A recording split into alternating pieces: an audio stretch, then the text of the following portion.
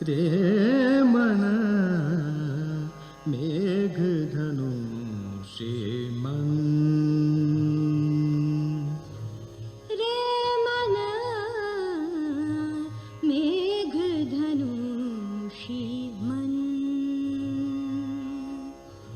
રે મન મેઘધનુષી મન રે મન મેઘધનુષી મન. મન મોતીને કાચ. આપણી આ શ્રેણીમાં આજે જે મુદ્દો આપણે છેડી રહ્યા છીએ એ સમાજને, સમાજના યુવા વર્ગને ખાસ સ્પર્શ તો કદાચ એકલા આપણા નગર માટે જ નહીં, એકલા આપણા દેશ માટે જ નહીં, વિશ્વની સામેના એક મોટા પડકારરૂપ એવો વ્યસનોના બંધાણી થવાનો પ્રશ્ન. ડ્રગ એડિક્ટ એમ આપણે એને અંગ્રેજીમાં ઓળખીએ છીએ. અને હવે આ શબ્દ એટલો બધો લોકપ્રિય બન્યો છે એ આપણા બધાને માટે દુઃખદ ઘટના છે. કારણ કે આમાં સમાજને માટે જે ખતરનાક પ્રશ્નાર્થો ઊભા થઈ રહ્યા છે આને કારણે એ સૌને ચેતવણી રૂપ છે. પણ આપણે એમ કહીએ છીએ કે બંધાણી થઈ જવું, વ્યસની થઈ જવું, એમાંથી પછી મુક્ત નથી થવાતું. નાની નાની જોક્સ પણ આપણે લોકો વાતોમાં એવી કરતા હોઈએ છીએ કે સિગરેટ છોડવાનું તો મારા માટે બહુ સહેલું છે, આ પહેલાં હું 40 વાર છોડી ચૂક્યો છું. પણ એનો અર્થ એવો નથી કે સંકલ્પ હોય તો વ્યસન ન છોડી શકાય.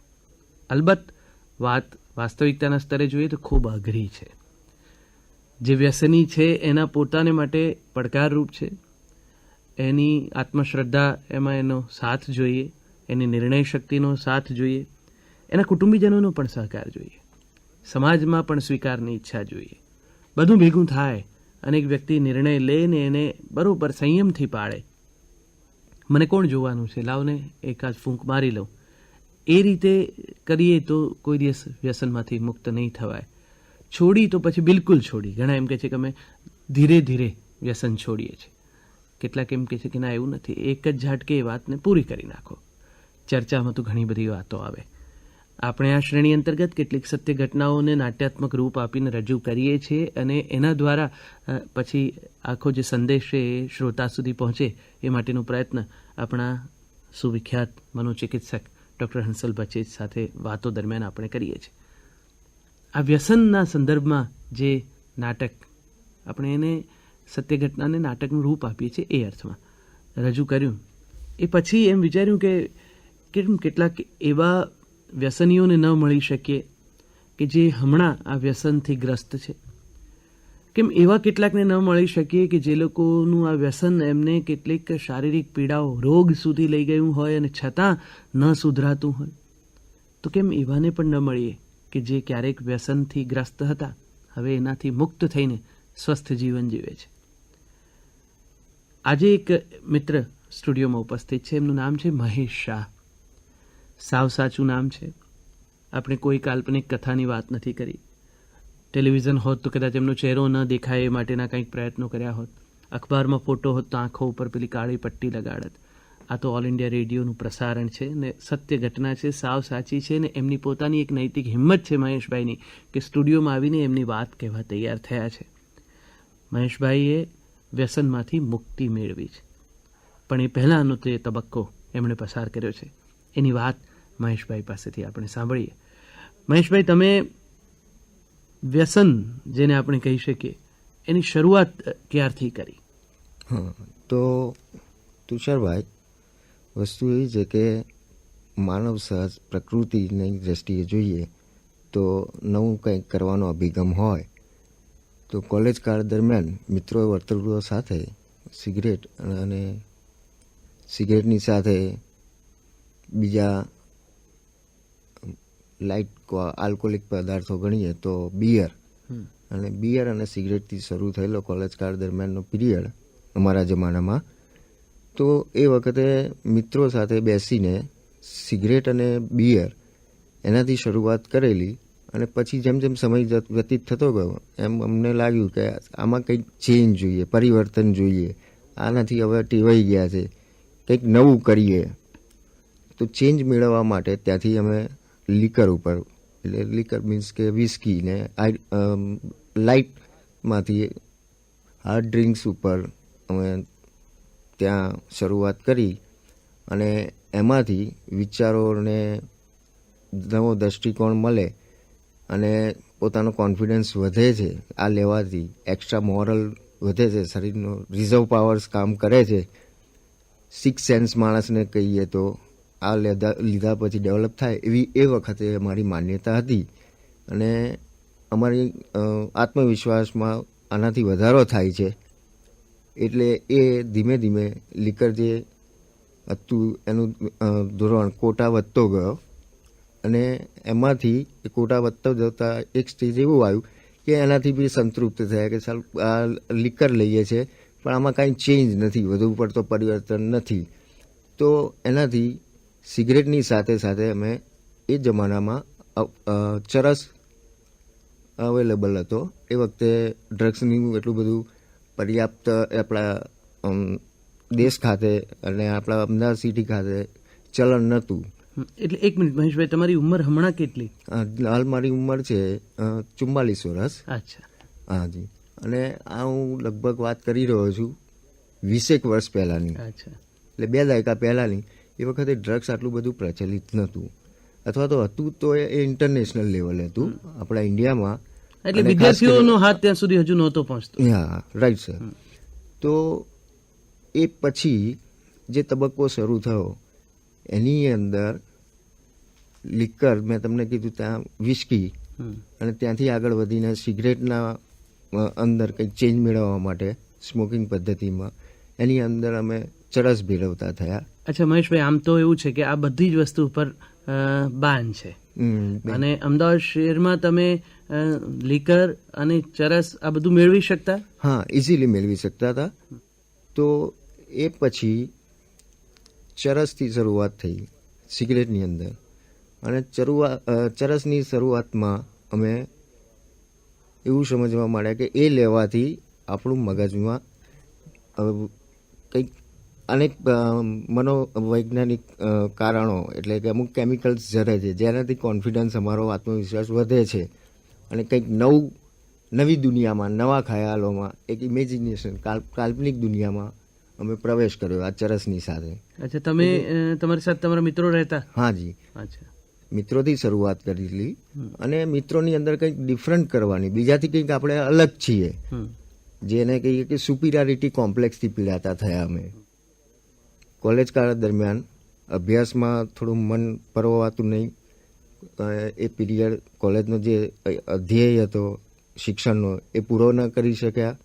આજે હું કોમર્સ ગ્રેજ્યુએટ થઈ ગયો છું, પણ એ પછી મારી જિંદગીમાં નવો એક ટ્વિસ્ટ આવ્યો, વળાંક આવ્યો.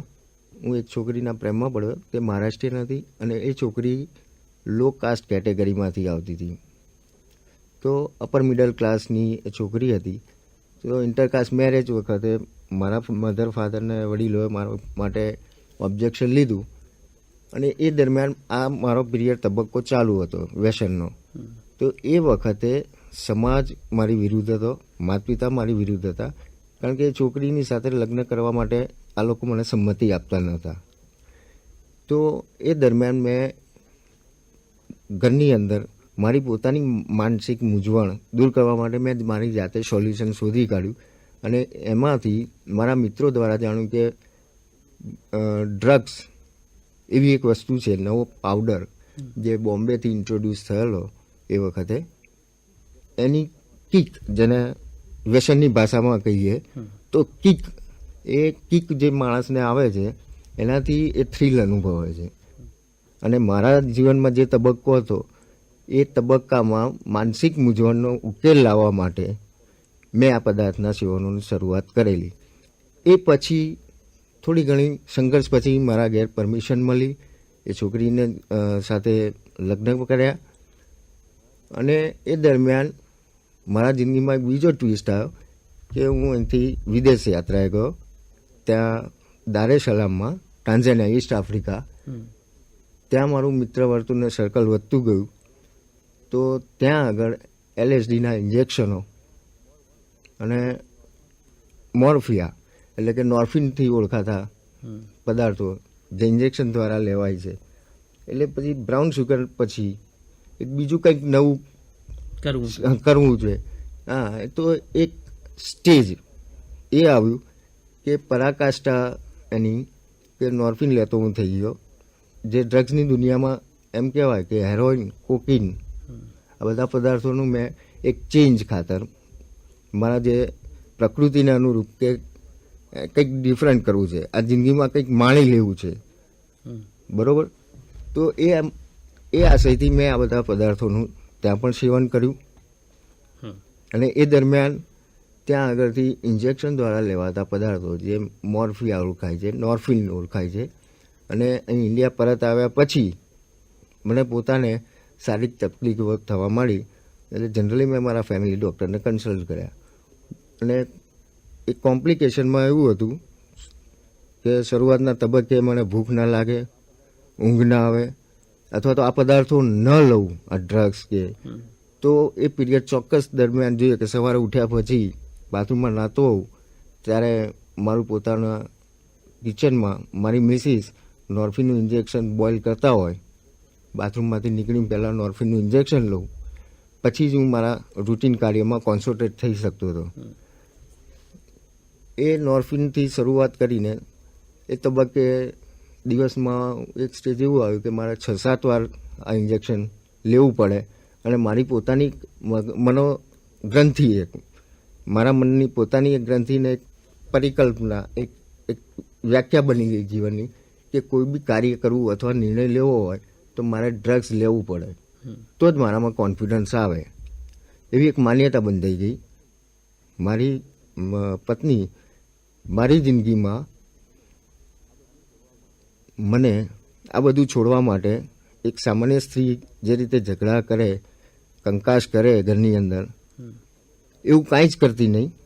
એને મને ખૂબ જ ઊંફ આપી, પ્રેરણા આપી અને કહ્યું કે આ બધું આવનારી ભવિષ્યની પેઢી માટે, આપણી પેઢી માટે સારું નથી. તમે આટલા બધા શોખો મોજ શોખ કર્યા છે, હવે આનો ગમે રીતે તમે પોતે સમજુ છો અને તમે આનો ઉકેલ લાવો. એ દરમિયાન મને શારીરિક તકલીફો થવા માંડી અને મેં મારા ફેમિલી ડૉક્ટરનો કન્સલ્ટ કર્યા. એમને મેં મારા જે વ્યસનના ગાળા અને તબક્કાઓ હતા એનું વિગતવાર એમની સાથે નિખાલસપણે ચર્ચા કરી. એ તબક્કામાં મારા ડૉક્ટર્સે વ્યસન મુક્તિ નિષ્ણાત પાસે જવાની મને સલાહ આપવામાં આવી. એ દરમિયાન અંસલ બચેજ ડૉક્ટર, એ મારા ફેમિલી ડૉક્ટરે મને ત્યાં રિફર કર્યા. અંસલ બચેજ પાસે મેં એક સેશન સિટિંગ કરી. એ વખતે અંસલ બચેજે મને ખૂબ જ એક પ્રોફેશનલ ડૉક્ટર સિવાય એક માનવતાની દ્રષ્ટિએ એમને આખું વ્યસન માટે મને એક પ્લેટફોર્મ આપ્યું કે એમાંથી તમે જો બહાર નીકળવા માગતા હો આ ટ્રેપની અંદર તો હું તમને બધી રીતે સપોર્ટ કરવા તૈયાર છું. અને પ્રોસ્પરસ મિત્રો જે સારા ઘરના છે અને આર્થિક રીતે સંપન્ન છે એવા મિત્રો બી મારા પડખે ઊભા રહ્યા. મારી પોતાની પત્ની, મારા ફેમિલી મેમ્બર્સમાં મારા નાનો ભાઈ છે, એને મારા માટે અંગત સમય ફાળ્યો. અને મારા મનમાં જે ડર હતો કે હવે સમાજ મને પાછો નહીં સ્વીકારે હું આ ડ્રગ્સ છોડીશ તો, બરાબર, તો એ માટે અંસલ બચેજ, મારા મિત્ર વર્તુળ, મારા સોસાયટી સમાજ એટલે કે પોરના રહીશો, એ લોકો બધા જ મારી પડખે ઊભા રહ્યા. અને આ સારવાર દરમિયાન ઘણીવાર હું નાહિંમત થયો. 2 થી 3 વાર હું એમના મેડિકલ એપ્રોચ દરમિયાન ફરીને ભૂલો કરતો, એમની પાસે પાછો આવતો, નિખાલસપણે રડતો, એ કબૂલી લેતા, મને સ્વીકારી લેતા, હિંમત આપતા. અને એક સ્ટેજ એવું લાવી દીધું કે આ બધી વસ્તુ વગર હું નોર્મલી સવારે ઉઠી શકતો, અમુક કાર્ય મર્યાદિત સંખ્યામાં અને અમુક મર્યાદિત રીતે હું જે કાર્ય કરતો, રૂટીન કરતો થયો. ધીમે ધીમે એમને મારામાં આત્મવિશ્વાસ પેદા કર્યો. એ પછી મારા જીવનમાં ઘણા તબક્કા આવ્યા. એની અંદર ડિપ્રેશન, હતાશા, આ વ્યસન છોડ્યા પછી નર્વસ બ્રેકડાઉન, આ બધા જે તબક્કાઓ છે જેનો મેં ફેસ કર્યો, સામનો કર્યો, અને આ ચેલેન્જ હતી, એક પડકાર હતો, એ મેં ઝીલી લીધો. મહેશભાઈ, તમારી સાથે વિગતે વાત થઈ, તમે બહુ નિખાલસતાથી તમારી મૂંઝવણને વ્યક્ત કરી અને એમાંથી તમે જે માર્ગ મેળવ્યો એના વિશે પણ વાત કરી. મિત્રોએ જે તમારી વાતો સાંભળી છે એમને ચોક્કસ તમારી વાતમાંથી એક સચ્ચાઈનો રણકો, અને જો પોતે અથવા તો પોતાની આસપાસ પોતાના પરિચિત કોઈ આવા માર્ગે હોય તો એમાંથી મુક્ત થઈ શકાય એ વિશેનો આત્મવિશ્વાસ પ્રાપ્ત થશે એ વિશે મને તો શ્રદ્ધા છે. એક વસ્તુ સાચી છે કે કેવળ બીજા કરતાં જુદા દેખાવાની ઈચ્છાથી યૌવનના સમય દરમિયાન મિત્રોની પડખે ચડીને ક્યારેક સારા મિત્રો જિંદગીને ઉજાળે છે. તમે કહ્યું એમ કેટલાક સંપન્ન મિત્રો, સરસ મિત્રો અત્યારે તમને તમારા પુનઃસ્થાપન માટે પણ મદદરૂપ થયા, અને ક્યારેક કેટલાક મિત્રોએ જ તમને આ શોખ તરફ પરમાડ્યા. વાંક કોઈનો ન કાઢીએ, વૃત્તિનો જ પ્રશ્ન છે. પણ એ રીતે તમે શરૂ કર્યું, જે આ એક દુસ્સાહસ સિગરેટના પીવાથી શરૂ કરીને તેણે તમને છેક મોર્ફિનના ઇન્જેક્શન સુધીની આખી જે એક દુઃખદ યાત્રામાંથી પસાર કર્યા, જેમાં પછી તમને મુક્ત કરવામાં તમારા પત્ની, તમારા બાળકો, તમારા કુટુંબીજનો, તમારા તબીબ સૌએ તમને સાથ સહકાર આપ્યો, ને એની સાથે તમે જે નિર્ણય બળ દેખાડ્યું તમારું, એનાથી તમે જે આજે એક સ્વસ્થ નાગરિક તરીકે સમાજમાં પાછા આવ્યા છો, એ સૌને માટે આનંદની અને પ્રેરણા મળે એવી ઘટના છે. તો મિત્રો, એક પ્રકારની વ્યસનના વળગણની જે મજબૂરીની વાત અને એમાંથી મુક્ત થઈ શકવા માટેની નિર્ણય શક્તિની વાત આપણે હમણાં જ સાંભળી. હવે એક બીજા મિત્રને મળીએ. એ વ્યવસાય વકીલ છે, જયેન્દ્રભાઈ એમનું નામ. તો આપણે એક એવા એડિક્ટને તો મળ્યા છે કે જેણે જાત જાતના ડ્રગ્સના પણ બંધાણમાંથી મુક્તિ મેળવી છે. હવે આ તમાકુ જે ઘણા બધા ઘરોમાં વપરાશમાં છે, એના એક વ્યસનમાં ખૂબ લાંબો સમય રહીને એમાંથી મુક્ત થઈ શકેલા મિત્ર સાથે વાત કરવી છે. જયેન્દ્રભાઈ, તમને આ તમાકુ ખાવાની ટેવ કેટલા વર્ષોથી? લગભગ ગણું તો હું 18 વર્ષે શરૂઆતમાં મેં તમાકુ ખાવાની શરૂઆત કરી. પહેલી ક્યારે આમ ખાધેલી? હું પ્રિયાસમાં હતો ત્યારે કિમામ એક એવી વસ્તુ હતી કે જેનાથી એક માણસના તલબને એક શાંતિ આપે છે. હવે જેમ જેમ હું તમાકુ ખાતો ગયો એમ હું તમાકુનો એક ભોગી બની ગયો, અને એ તમાકુ વગર મારાથી ચાલે જ નહીં. એટલે પણ કોઈ મિત્રોએ આમ કહ્યું કે પોતાની જાતે? એક યુવાનીનો તરવરાટ એવો છે કે કંઈક મારે કરવું. ઘરના કોઈનો કંઈ, પપ્પાનો, મમ્મીનો, કોઈ વડીલોનો કોઈનો વિરોધ ના? આમ જોઈએ તો આ બહુ ખોટી વસ્તુ હતી. મારા સ્વર્ગસ્થ માતુશ્રી, મારા ધર્મપત્ની, મારા ભાઈઓ, બહેનો, બનેવીઓ અને મારા કુટુંબના બધા વડાઓએ જેને મને તમાકુ છોડવા માટે ઘણી બાધાઓ મેળવેલી, અને એમાંથી હું મુક્ત થવું એવું બહુ જ ઈચ્છતા હતા. પણ જિંદગીમાં મનથી માણસ કશું ન સમજે ને તો કશું થાય નહીં. એકવાર તમે વિચારો કે આ તમાકુ ખાવી જ નથી તો તમે ચોક્કસ તમાકુ છોડી શકશો. દુનિયાની કોઈ પણ પરિસ્થિતિમાં પણ તમે તમાકુ છોડવા માટે સક્ષમ છો, પણ તમે તમારી જાતે મનને નબળું બનાવ્યું છે કે આ નહીં ખાવું તો આમ થશે, આ નહીં ખાવું તો કબજિયાતની તકલીફ થશે, મનને ફ્રેશ નહીં રહેવાય. આ બધા આપણે ઊભા કરેલા તત્વો છે. તો તમે આ 18 વર્ષથી તમાકુ ખાતા થયા અને આટલા વર્ષો સુધી તમાકુ ખાધી છે, છોડી ક્યારે? હવે છોડવાની ઘણી ઈચ્છા હતી. ડૉક્ટર ભરતભાઈ ના સંપર્કમાં આવવાથી મને એટલી તો જાણ કરી કે ભાઈ તમે તમાકુ છોડો અથવા કેન્સર તરફ જઈ શકશો. આ વિચારનો એક સંઘર્ષ હતો. તલબ હતી, એન્ઝાયટી હતી, એક્સપેક્ટેશન હતું. હવે જ્યારે એન્ઝાયટી અને એક્સપેક્ટેશન વચ્ચે જો સુમેળ ન બને તો ડિપ્રેશન આવે. હવે ડિપ્રેશનના છેલ્લા તબક્કે હતો, અને ભરતભાઈ ડૉક્ટર સાહેબના મુલાકાતે મને એટલું જ્ઞાન કર્યું કે મારે તમાકુ છોડવી છે. તો વડીલોની પણ એટલી બધી જ સબર ઈચ્છા હતી કે હું આ તમાકુ છોડું અને એમાંથી મુક્ત થઉં. અને દ્વારકા જવા માટે જ્યારે મને લઈ જાય છે એવા મારી સાથે 50 થી 55 માણસોને, તો એમની અપીલને મારે દાદ આપવી જ જોઈએ. અને ભગવાનના દ્વારે જો હું આ વસ્તુ મુક્ત કરતો હોઉં તો મને ભગવાન બીજી શક્તિ આપશે કે મારી આ મુક્તિને ટેકો આપશે. એ દિવસેથી એટલે આશરે 1 જૂન 1998 મેં તમાકુ છોડી. આટલા જૂના બંધાણી હોવાને કારણે છોડ્યા પછી કંઈક તકલીફ થઈ? ના, બિલકુલ ન થઈ. કારણ કે હું મનથી અને માનસિક રીતે બહુ સજ્જ હતો. તો જયેન્દ્રભાઈએ પોતાની નિર્ણય શક્તિનો પરિચય કરાવ્યો. હવે જેમની સાથે આપણે વાત કરવી છે એમનું નામ છે શ્રી મનમોહન દેસાઈ. મનમોહનભાઈ, આપની ઉંમર કેટલી? મારી અત્યારે 51 વર્ષ છે. તમાકુ કેટલા વખતથી ખાતા? હું લગભગ 18 વર્ષનો હતો ત્યારથી ખાઉં છું. કોલેજમાં હતો ત્યારથી. એટલે આમ ખાવાની શરૂઆત કેવી રીતે કરી? મારા એક મિત્ર હતા, તો મેં શોખને ખાતર મૂકો લાવ સહેજ ખાઈ તો જોઈએ કેમ લાગે છે. પહેલાં મને ઉલટી બી થઈ ખાતી વખતે, પછી ધીરે ધીરે પચવા માંડ્યું એટલે શરૂઆત થઈ ગઈ એમ.